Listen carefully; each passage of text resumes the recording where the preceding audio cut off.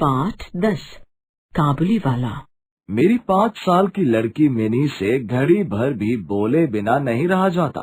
संसार में जन्म लेने के बाद, भाषा सीखने के बाद उसने केवल 1 वर्ष का समय खर्च किया था। उसके बाद से जब तक वह जागती रहती है, एक पल भी चुप रहने में नष्ट नहीं करती। उसकी माँ बहुत बार डांटकर उसका मुंह बंद कर देती है, किंतु मैं ऐसा नहीं कर सकता। एक दिन सुबह मेरे पास आकर बोली, बाबूजी, रामदयाल दरबान काक को कौवा कहता है। वो कुछ नहीं जानता ना बाबूजी। इससे पहले कि मैं कुछ कहता, उसने दूसरी बात छेड़ दी। बाबूजी, भोला कहता है कि आकाश में हाथी सूंड से पानी फेंकता है, उसी से वर्षा होती है। अच्छा बाबूजी, भोला झूठ बोलता है ना? इस बार भी मेरे उत्तर की प्रतीक्षा किए बिना वो अचानक से पूछ बैठी, बाबूजी, माँ तुम्हारी कौन लगती है?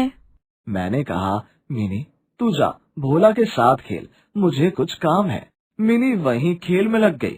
मेरा कमरा सड़क के किनारे है। अचानक वह खेल छोड़कर खिड़की की ओर दौड़ी और जोर जोर से चिल्लाने लगी, काबुली वाले, ओ काबुली वाले। कंधे पर मेवों की झोली लटकाए एक लंबा सा काबुली धीमी चाल से सड़क पर जा रहा था। जैसे ही वह घर की ओर आने के लिए मुड़ा, मिनी अंदर भाग आई। उसके मन में ये बात बैठ गई थी कि काबुली वाले की झोली में तलाश करने पर उस जैसे 2-4 बच्चे मिल सकते हैं। काबुली वाला मुस्कुराता हुआ अंदर आया। उसे बुलाकर कुछ न खरीदना मुझे अच्छा नहीं लगा। मैंने उससे कुछ सौदा खरीदा। फिर वह बोला, बाबूजी, आपकी लड़की कहाँ गई? मैंने मिनी के मन का डर दूर करने के लिए उसे बुलवा लिया। काबुली ने झोली से कुछ किशमिश और बादाम निकालकर मिनी को देने चाहे, लेकिन उसने कुछ नहीं लिया।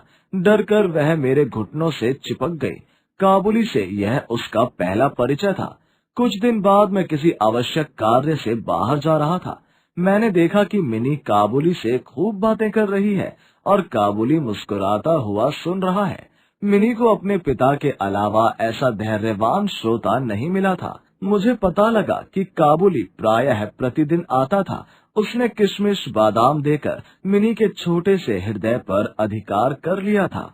दोनों में खूब बातें होती थी और वे खूब हंसते। रहमत काबुली को देखते ही मिनी हंसती हुई पूछती, काबुली वाले, ओ काबुली वाले, तुम्हारी झोली में क्या है? रहमत हंसता हुआ कहता, हाथी। फिर वह मिनी से पूछता, तुम ससुराल कब जाओगी? मिनी ससुराल शब्द का अर्थ नहीं समझती थी, लेकिन किसी सवाल का जवाब दिए बिना चुप रहना उसके स्वभाव के विरुद्ध था। इसीलिए वह पलटकर पूछती, तुम ससुराल कब जाओगे?